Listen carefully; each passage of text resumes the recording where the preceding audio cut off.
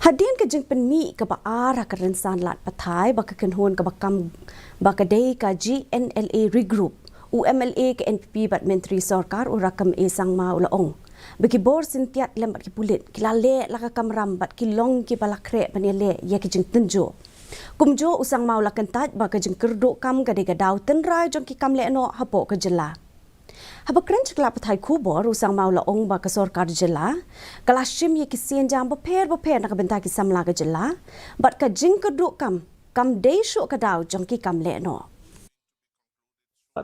I don't know how true it is, but let us, our police, our intelligence is doing the due process, and we are yet to identify, but we are well equipped enough. But no, I don't agree.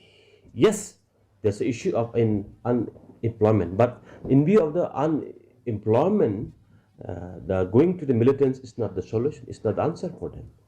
So I don't think so. This is not the root cause of the issue.